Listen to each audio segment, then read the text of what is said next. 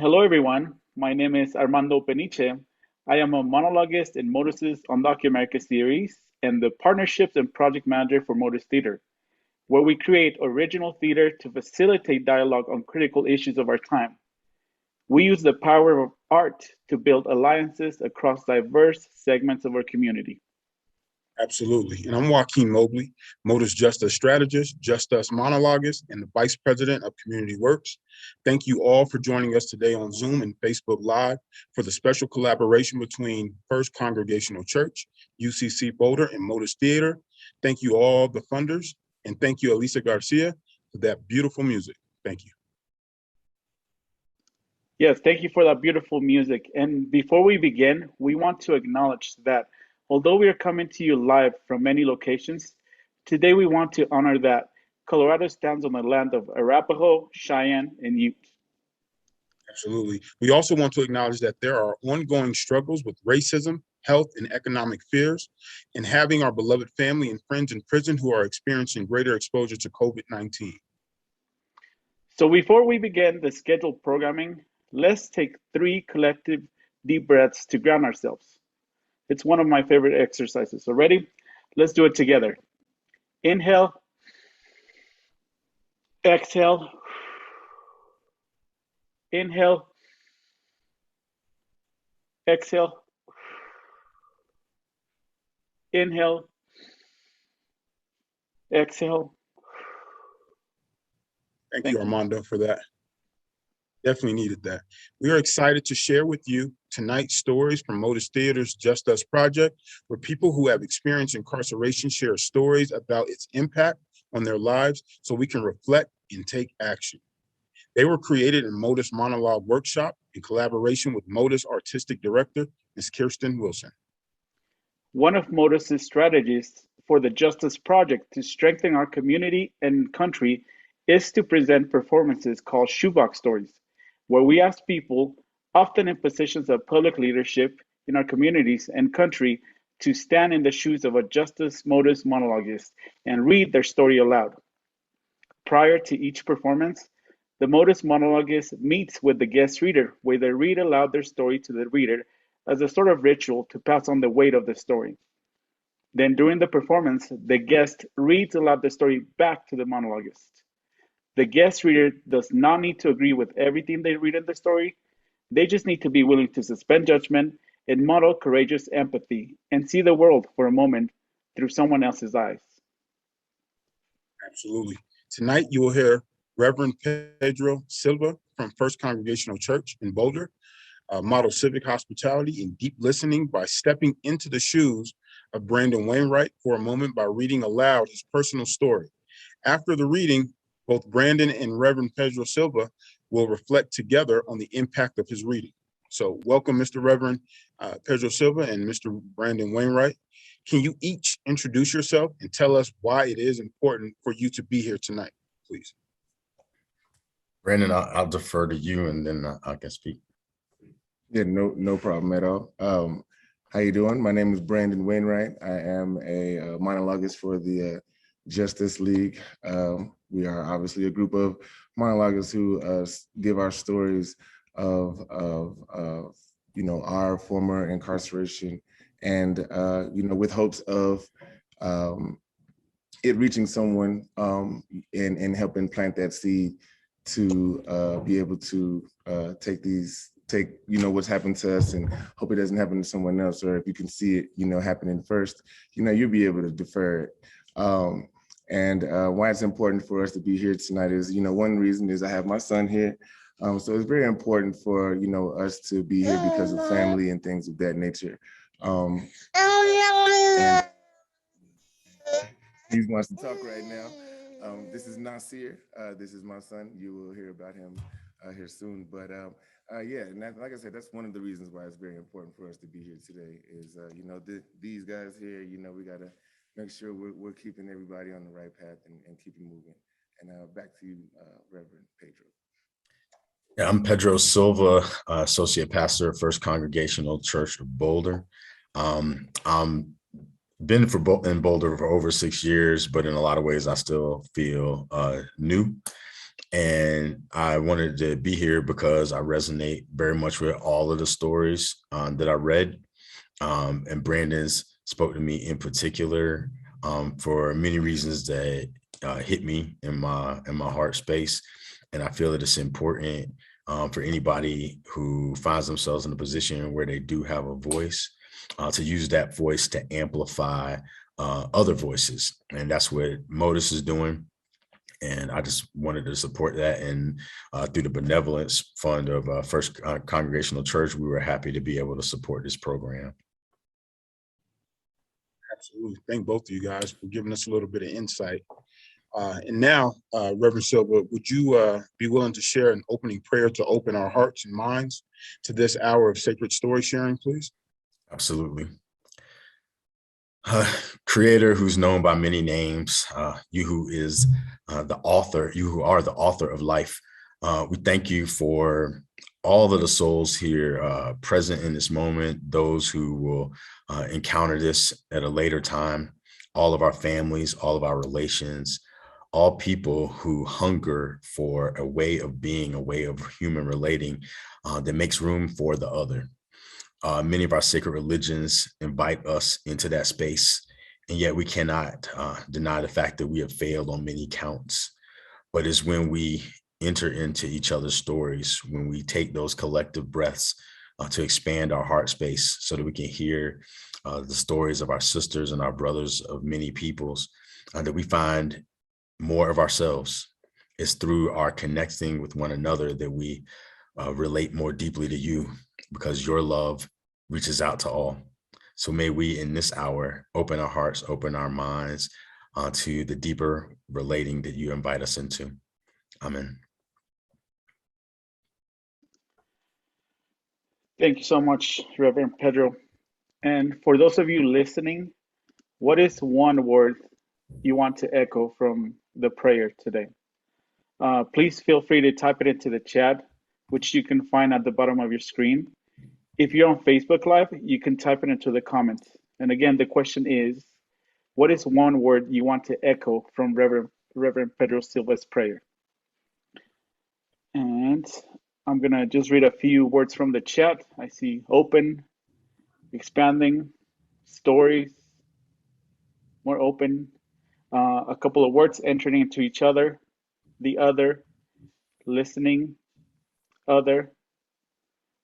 I see Cheyenne Arapaho in Ute. We definitely want to honor that.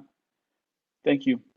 Thank you. Thank you for sharing everyone in the chat. Without further ado, Mr. Reverend Pedro Silva, reading Brandon Wainwright's autobiographical monologue, Trying to Live, I Lost My Life.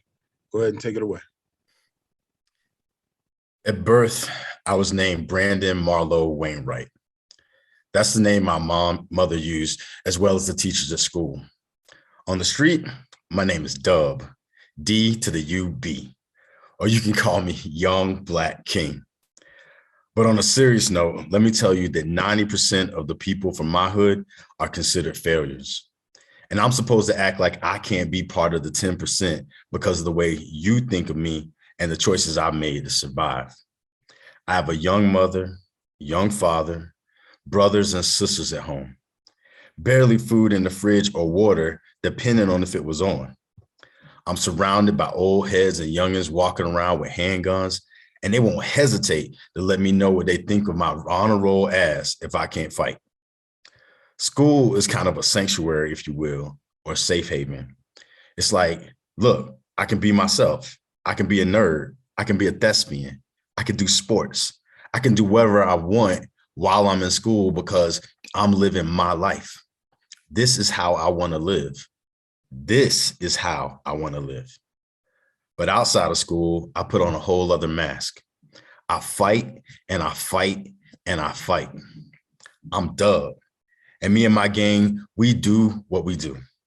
Big time shoplifting, small time drug dealing. Like I said, in my hood, 90% of the people are considered to be failures. And they are the people whose approval I need in order to survive. And you might not like the guys I hang out with, but they are the only ones who have my back, and I have their back. I do. This is not the life I want to live, but it is the life I had to live. Things become harder when I turned 16. I stood up for my brother against my father, and for that, I'm out of the house. I'm no longer his mouth to feed. From 16 on, there isn't anyone giving me a roof, clothes, food. I have to go and do that with the help of my gang. And that's why I said I had to live, find a way. And then I was losing my life because at a young age, trying to be adult, you can't really have a life. You got to kind of give that up. But still, I stay a star student, on a roll, and state champ athlete, blah, blah, blah. Against all odds, I still kept my cards. I kept my cards. And by my senior year, it's clear that I'm going to be part of that 10% that makes it. Women, money, cars. I'm headed for the NFL. I have a full ride sports scholarship. I'm choosing the offers. I'm even going to be prom king. So with all this heading my way, did anyone ask me why on January 12th of my senior year, I shoplifted? Let's just say I robbed 6 video stores in one night. 6 in one night. Instead of working hard to prove what a terrible criminal I was, did anyone consider I might have also been a young man having a hard time and needing some help? Did anyone sit and circle with me and say, Brandon Wainright, what were you thinking? 6 stores in one night? You must have known you would get caught. For a few $1,000s, you threw away $100,000 full ride scholarship. You were going to be part of the 10%. Why, Brandon? No, they didn't ask. They charged me with robbery. They kicked me out of school. They made an example of me. Nobody acknowledged that I had to be the best at being Brandon Wainright, star athlete and star student, to make the 10% and thrive. And that I had to be the best at being Dub, to have shelter, food, and survive. They didn't acknowledge that I was locked in a terrible split, putting surviving and thriving at war with each other. They acted like Brandon, the high school vice president of Future Business Leaders of America, was a lie, and that I had finally shown my true colors, Black. As if I was by nature essentially criminal. Nobody in the justice system or the school system cared enough to even ask why I did what I did. Nobody. And well, it's a long story. It's a long, long story. But let's just say at the moment I made that decision, I was exhausted by the fight and I didn't even care. And you want to know why I didn't care? Because that night I was hurting and I didn't feel love. You know why I didn't feel love? Because I wasn't getting it from the parents who I thought had made me their son. They didn't come to my games. They didn't care I was on honor roll, that I was going to college, that I had a scholarship. And why wasn't I getting that love? Because I was living on my own at 16, away from the only home I had known. And because my parents were young, they hadn't grown up with much love. And they were busy fighting poverty, fighting racism, fighting their own ignorance, fighting to survive themselves, and tired of fighting with me and struggling with how to raise a young Black son in a place where the streets have so much power and a parent has so little. Or you can just knock it down to the fact that where I was raised, you're either born with it or you're born without it. No matter what you apply to that to. And I thought I'd rather be caught with it than without it. I'd rather die on my feet than live on my knees. I needed money to live, for food, shelter, clothes on my back, and maybe to graduate looking nice in the prom king suit I was going to buy with some of that cash. Yeah, it's a long story that you slam into one righteous move of your gavel. And you will have to actually care about me to understand. So instead of any help and support dealing with the challenges I faced, I got a lifelong label as criminal and more obstacles to overcome. I was already tired and the fight just got harder. But I'm not giving up. I have 2 beautiful young daughters, London and Anina, and a handsome 17-month-old boy named Nasir, which means helper or one who gives victory. So everything that I do from this point is for my kids and for my family, so they will never go through what I went through, because I'm always going to be there for them, whether physically or spiritually. I'm always going to be there. Thank you. Thank you. Thank you, Reverend Pedro Silva and Brandon, for such a powerful story. And now we're going to defer to Robert Johnson again. He's going to sing his musical response to Brandon's story. Now, while he's singing, please share with us a few thoughts in the Zoom chat room or in the Facebook Live comments about what most impacted you as you heard Reverend Pedro Silva read Brandon's story. Here's Robert Johnson. Take it away, sir. Oh,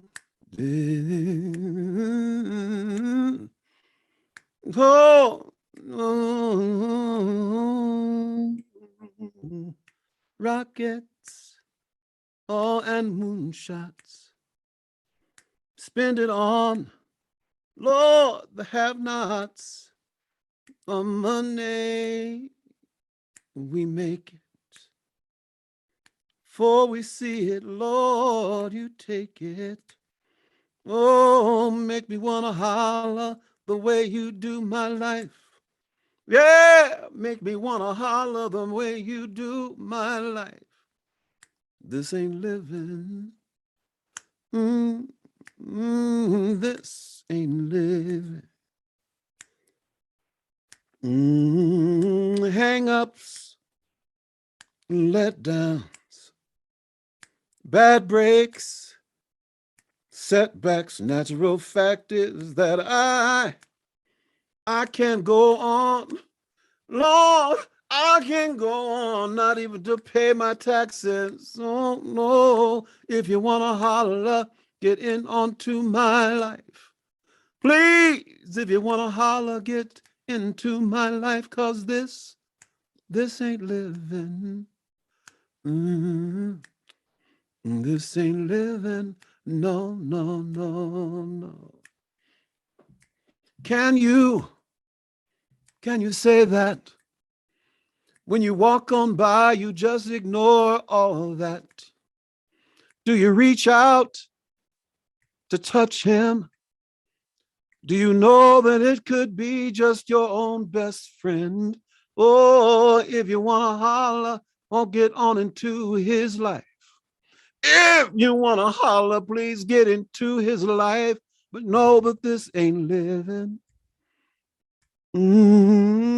This ain't living. Yeah, it can happen to anyone. This ain't living. Oh, one minor setback. This ain't living. To be blamed the rest of your life if this ain't living. Please, oh, this ain't living. Na, de, na, na, na. Na, na. Na, na. This ain't living. Lord, this ain't living. Remember, it can happen to you.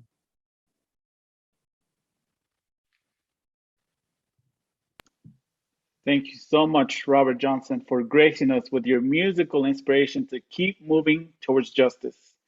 And thank you, Brandon Wainright, for sharing your story and helping transform the criminal justice system. And to Pedro Silva, who models civic hospitality by deeply listening and reading the words of a person whose life was impacted by the criminal justice system. Now, those of you on Zoom will now see a poll on your screen asking the level of impact of hearing these stories. So take a moment to submit your answer. In the meantime, I want to highlight some of the powerful reactions to hearing this story you wrote on the chat.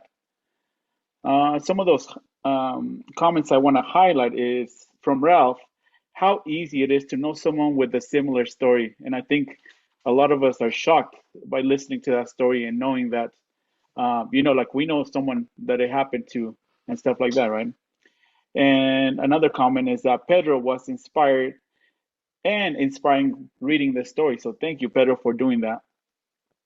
Brandon's life is changed and how now he lives for his children. And I know we can all see his beautiful child right there. And I know he's making us proud how, he's going to be there for them. So thank you, Brandon, for that. Another comment says, they were just waiting for me to show my true colors, black. I know for me, the first time I read Brandon's story, this was the line that stuck for me a lot. And it's a very powerful line. Thank you, Brandon. He was trying to be the best version of himself that he could comprehend at the time, based on the systematic design he grew up with, and he was criminalized for it. We need to keep changing these narratives for future generations, changing the system. And that is a very good comment, because that's what this whole story sharing is about. Like, we need to change the narrative so that those people that we know who go through similar experiences, that this doesn't keep happening to others. So thank you for that. And I'll do a couple more because I know there's a lot of great comments here. Thank you all for participating. And again, how he wants implants and he knows that he needs to be there for his children. Another comment I want to highlight is how Brandon, he realized that his parents didn't get that love and how he was able to recognize it. So I thought that was also very powerful. Thank you. And thank you all for your comments. Absolutely.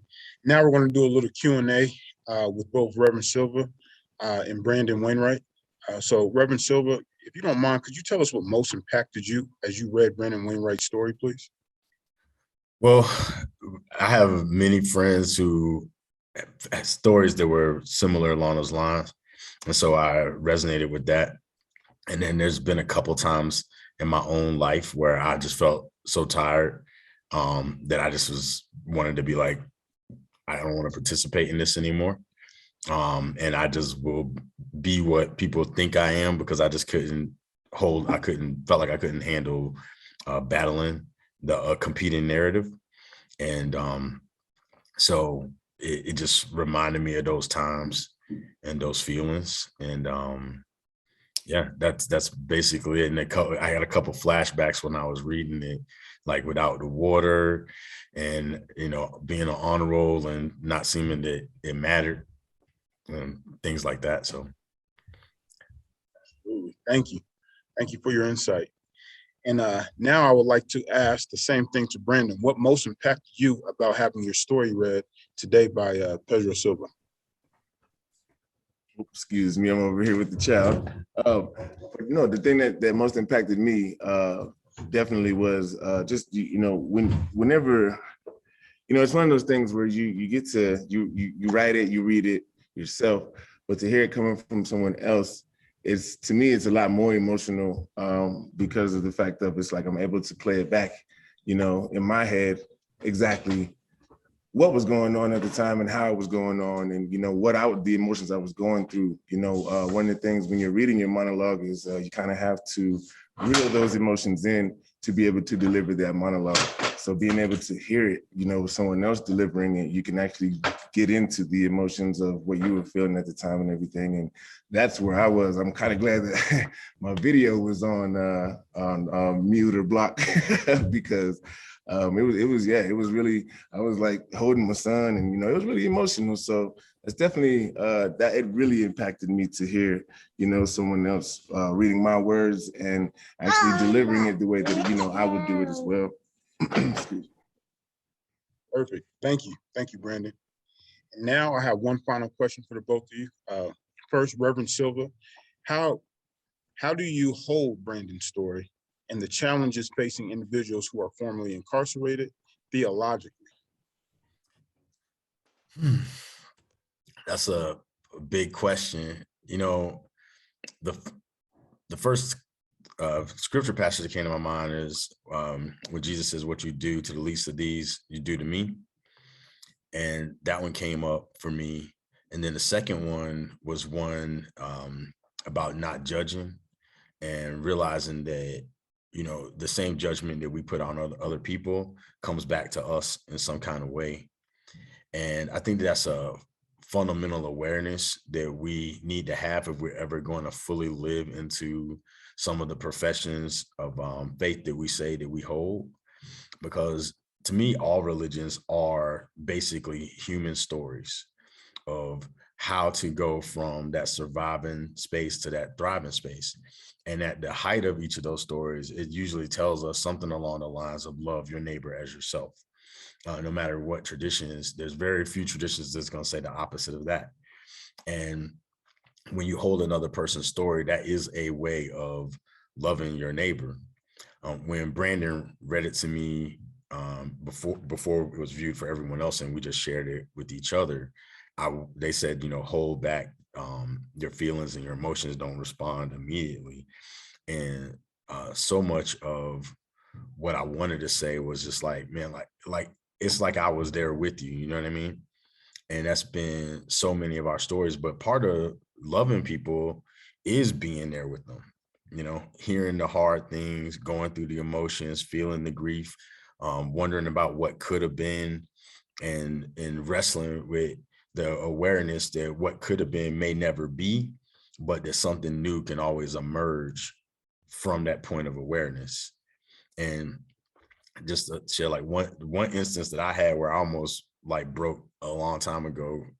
By God's grace, I didn't.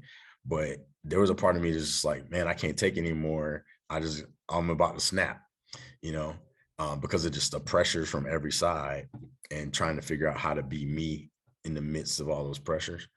And I literally got out of my car on the side of the road, left it running with the door open, and started walking down the street.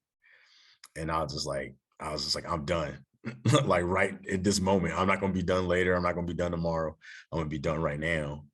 And then I don't know, I always say it was grace, because something said, asked me, and I perceive it to be God that said, are you willing to let this, like basically this lie, run the rest of your life?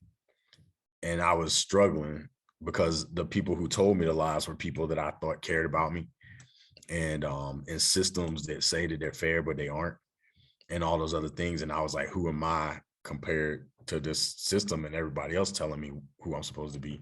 And the answer was like, you're a child of God, and being aware of that and accepting that for me in my own personal life, overwrote the other narratives. And so that's how I reflect on it when I hold your story and my story and other stories that I've heard. Well, that was absolutely impactful, Rev. Thank you for that. Brandon, is there anything you want to add to that as far as his reflections? I'm sorry. Well, like I said, I'm glad that, my monologue was able to, at least, you were able to relate to it, in that way. Not obviously wanting you to be able to have to relive those moments, but, it's just one of those things that make us, human, and make us better people. We can always ask what it coulda, shouldas, and, all these questions of, 2020 is what hindsight is. Hindsight is 2020. So, we can always look back and see what we could have done differently. It's just like the fact that you hold, my story the way that you do, and are able to relate to it that way, it means a lot. It really does, because, you're only speaking for yourself. It doesn't necessarily mean how many other people have been impacted by, this story or my monologue, and how it has impacted them, or if they've known someone else, that has actually gone through that. Like you said, immediately it took you to a place where, you already knew, you felt like you were there. So, I just want to say thank you, actually, one more time for reading that, and, being able to relate, and actually reaching out to be able to present that for me. It really does. It really means a lot. Thank you so much, Thanks. Brandon, for sharing, and Reverend Pedro Silva. We now have time for a short Q&A with Brandon and Pedro, and also Joaquin. So please go ahead and submit your questions either in the chat or in the Q&A feature. While we wait for you to submit those questions, we thought you might want to, get more facts and information about the criminal justice system and how you can be an agent for change. So in the chat, I'm going to put a link for action suggestions that organizations working on reforming the criminal justice system have recommended. And that is on the chat now. And you would also find a link to contribute to Motus Theater so we can continue doing these performances across Colorado and the country. So now if you want to insert those questions in the chat or in the comment section, we'll go over them. And like I said, Reverend Pedro Silva, Joaquin Mobley, and Brandon will be happy to answer them. So let's see what we get.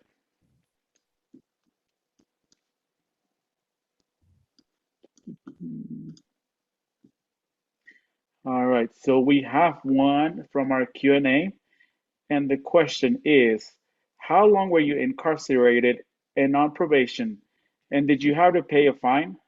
Your story also reminds me of Lil Wayne's How to Love video. I don't know, Brandon, I think, I don't know if you heard the question.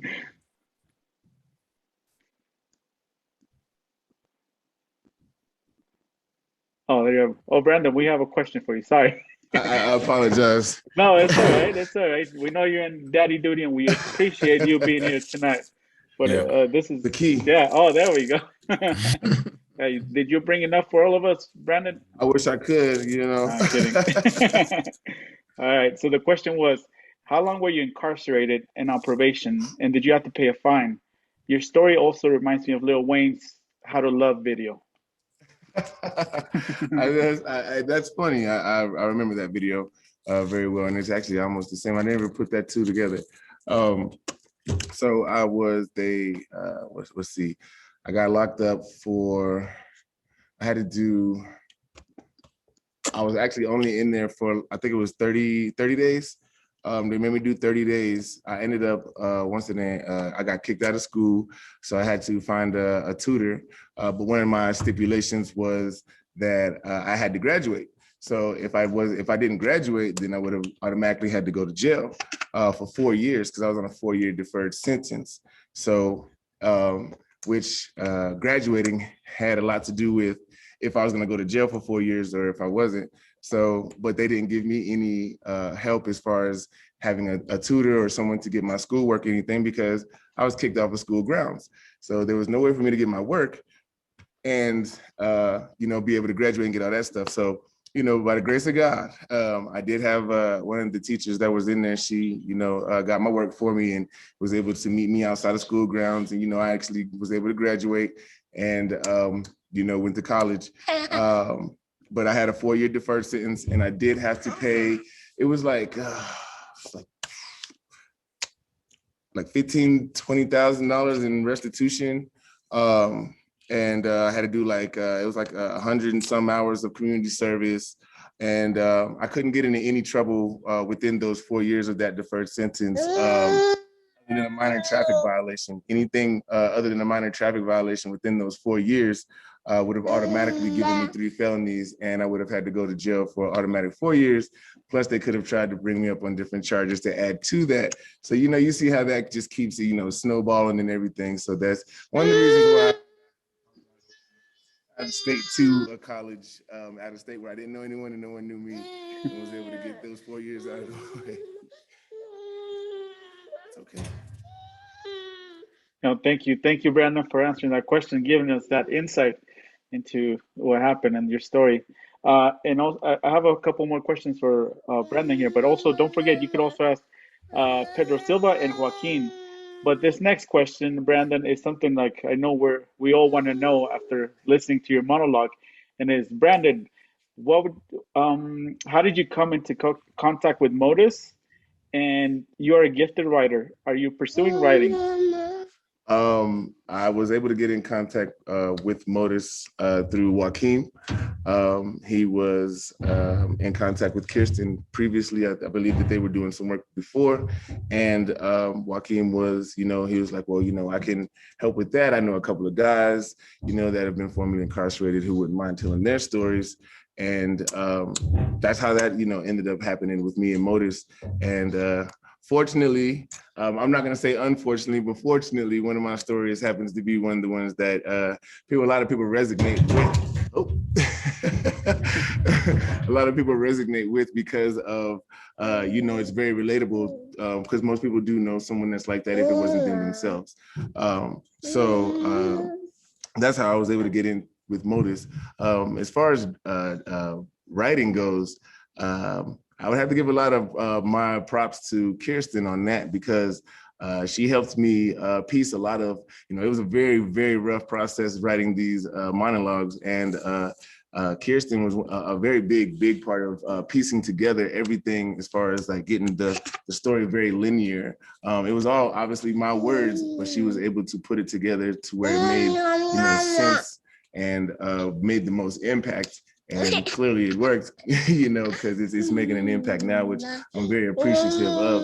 So, but as far as pursuing writing, you know, maybe in the future, you know, I'll probably start with a diary or something first. Something to look into. Yeah, no, definitely. I always say, like, you know, like Justin Bieber says, never say never. So yeah, pursue that writing, never say never for that writing. Another from the Q&A, Brandon, you're a loving father. It is clear, like we can see it, you know, like you're there with your son. We appreciate that a lot. Then the question is, what will you do to guide your son into the future? Oh, well, that's actually a very easy question. What I'll do is I'll actually guide him. I won't tell him what to do. I won't, you know, be like, this is what you should do. No, it won't be very A and B with him. I'll just guide him. Hey, you know, there's a decision I see he's about to make.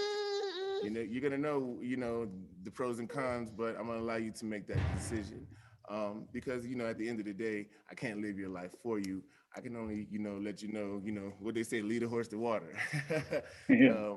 But, you know, it's on you to drink it. So that's just more or less how I'm gonna be, you know, with raising him. Obviously, not so much of a helicopter parent, but I will know everything that's going on. But, you know, allowing him to make his own mistakes. And, you know, actually, I look forward to seeing, you know, how he does handle, you know, when he is in a situation where he needs to call on dad or something, seeing how he handles those situations. But just to see how, you know, with me guiding his life, if it's actually doing anything or, you know, resonating with him. So good question, actually. Yeah, no, thank you for answering it, Brandon. And yeah, it was a good question. And I think I can speak for everybody who's in attendance here today. Just, you know, seeing you with your son, like me, for myself, I'm also a father, and I'm like, you know, like I feel so hopeful and so good joy in my heart that I know you're gonna be a great parent and you're gonna be there for your family, and I just can't wait to see that. You know, like it's gonna be great. So thank you, Oh yeah, Brandon, for that. you get to see him grow up. Trust me, he's big Uh, now, but you'll see him in a few. Look, he might have his own story to tell one day. yeah. Hopefully, it won't one of these ones. No, it'll be a good one. You know, it'll be Yeah, about how you were there for him. You know, so thank you so much, absolutely. Brandon. And thank you for to our audience for such wonderful questions. I know there's a few more in the chat and a few good comments for Brandon, and we'll make sure he reads those. But thank you for putting them on there. And now I hope you will take a moment to answer a brief poll question about the Q&A. And before we end with a prayer from Reverend Pedro Silva and a song from Robert Johnson, is there anything the readers and the monologists would like to say to each other before we end our time together tonight?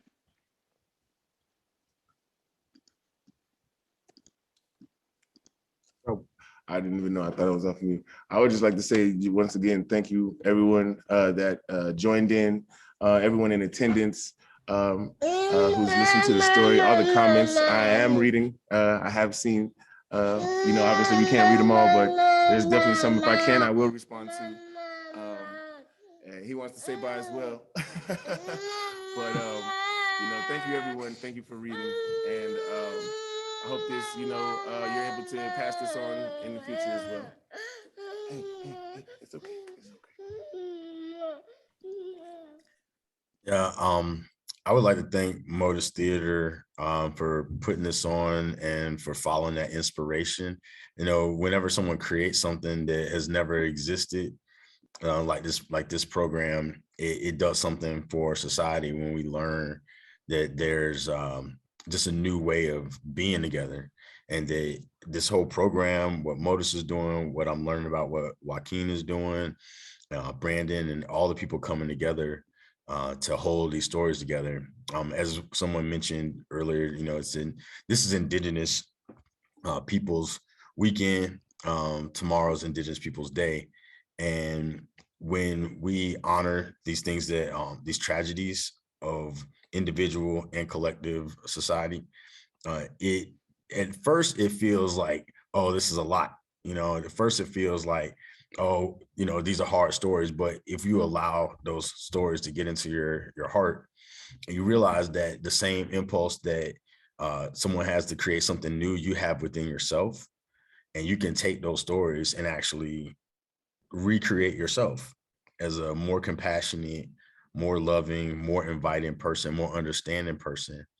And just like how the teachings of my tradition say that the way you judge, that will come back on you, but the way that you expand your heart and give and love other people, that will also come back to you, because life is a reaping and sowing process, and it will come back. The more you allow for other people to be a part of your story, the more you feel empowered in your own story, and the greater communities we can build together. So I appreciate all of everyone who takes part in this. Thank you. Thank you for the reflection, Pedro. And Brandon, also thank you for sharing some thoughts before we end this time together. Reverend Pedro Silva, I would now like to invite you to close us out with a prayer. And afterwards, we will hear one final song from Robert Johnson. All right. Before I do that, did you want to say anything, Mr. Johnson? Because I saw you unmuted. I don't know if you had something do you want to say. Truly, I want to say it is a true pleasure sharing any of this time with all of you gentlemen. Unfortunately, we all in our own ways have these kind of stories that have affected us. And I'm an old man now, so most of the time in my life, those things are never shared and that type of stuff. You just have to get up and get out the door and try to make the next day. So I'm pleased to be able to be with all of you and to assist in any kind of way for these things to get out, not just to help others, but to help all of us, and to let it be known that we all have the possibility of just listening. I mean, we're all brothers here. I mean, all of us on this little panel, we really all are brothers here. And I think it's important that we always remember that we can reach out, not just to each other, but to all those who look like us, because we all share a common ground here. And unfortunately, it's a constant thing that keeps happening day in, day out. And if we're able to help anyone lean on us to just change one mind to get into a new space, we truly need to do that. So thank you all for letting me be a part of it. Thank you. Let us pray. God, who loves us so much that you're willing to be with us in every facet of our being. You're willing to be with us in our joys, but you're also willing to be with us in our despairs. You call us to the highest heights, and then when we make ourselves low, or we find ourselves low, you're there on the ground with us, asking us, inviting us to get up. But when we get up, you ask us to not just do it for ourselves, but to reach out to the hand of a sister or a brother nearby. You challenge us so much with your love that you even invite us to reach out our hands to those that we might call our enemies. And one of the prayers of one of your traditions, it says, forgive us as we forgive others. And so we pray that in our awareness of the challenges of this life, we also be mindful that as your children, we have a capacity of creating new relationships where there once was none. And all that is possible by us sharing our stories, the stories of the harm that's happened to us, the stories of the harm we've done, the stories of where no one was there for us, and the stories where someone reached out a hand. And when we share those stories, we see that we are not alone. And that is the fundamental fear of all people. But we are not alone. First, we have you, and then we have those vulnerable enough to share our stories. And someday soon, we hope that we will have all peoples, all nations, the planet, and all together as one beloved family. Amen. Amen. Peace. Thank you. So this little piece of music, it really is it's really a very short piece because it's by the Staple Singers, and it's one of the greatest pieces of R&B I can ever think of, and it tells such a story, but in such a minimalist way. And so there's not a lot of lyrics to it, but it's more the thing of what these short lyrics really do have to say. And hopefully I can get those across without, in a way, without my band being here and everything else. But once again, thank you to everybody for taking the time to be here and to share here. And I know a place. Ain't nobody crying. Ain't nobody worried. Ain't no smiling faces. All lying to the races. Yeah. Everyone, we could help it now, 'cause I'll take you there. Doesn't matter who you are, what color, oh Lord, I'll take you there.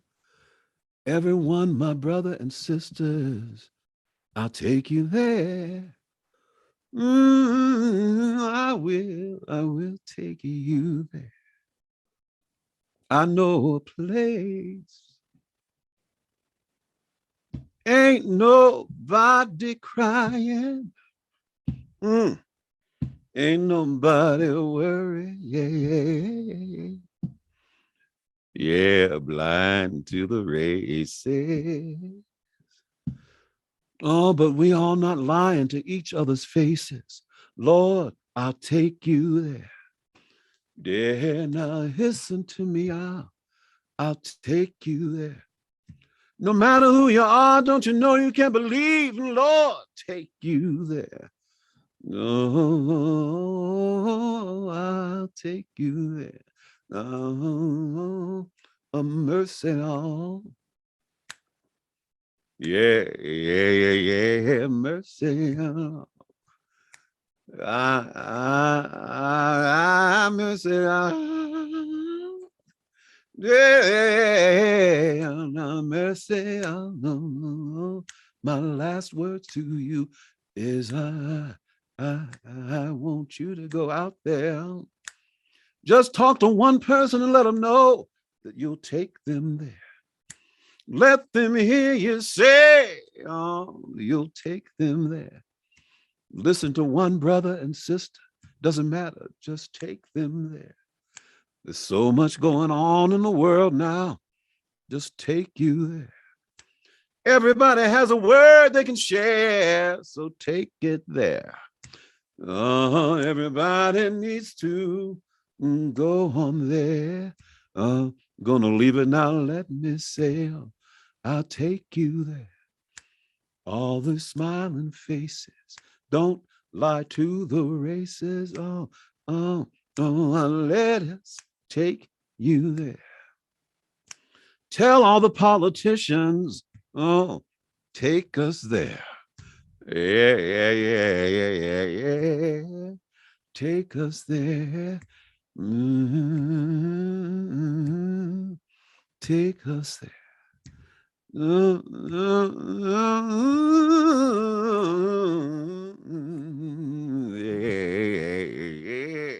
Oh, take us there. Yeah. Take us there.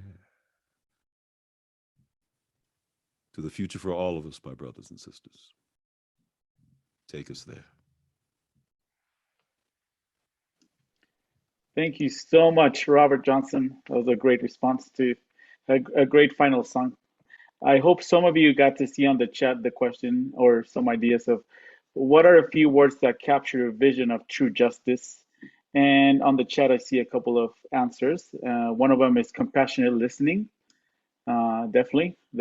I was thinking about that as I was listening to Robert Johnson sing.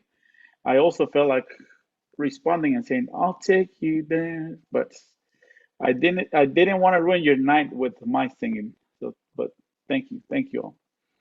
And while I want to highlight a couple of other comments from the chat. And Karen said, "This inspiring presentation tonight brings hope for a better tomorrow and for unity of all peoples." So thank you.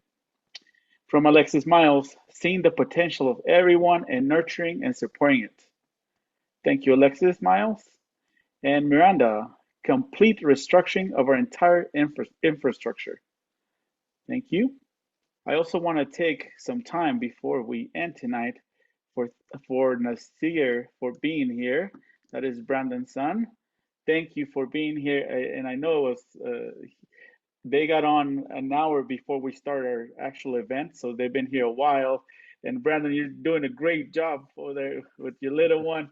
So please, in a few years, thank him for being here and let him know, like like everybody here is sending him love.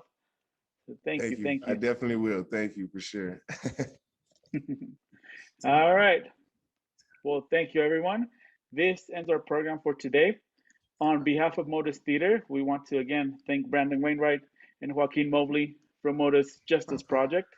We also want to thank Reverend Pedro Silva from First Congregational Church in Boulder. We would also like to thank Motus's powerful contributing artists, including Motus Theater's artistic director, Kirsten Wilson, and our wonderful singer, Robert Johnson. Absolutely. And if you were moved by this presentation, we hope you will contribute to Motus Theater and share the video of this event with others. We will send all of you a link to this performance in a few days, in addition to the survey link, so you can share your feedback with Motus Theater. Thank you all for attending and really contributing and being part of the solution. With heart and gratitude, have a great rest of your day. Goodbye, everyone. Thank you. Bye, everybody. Thank you.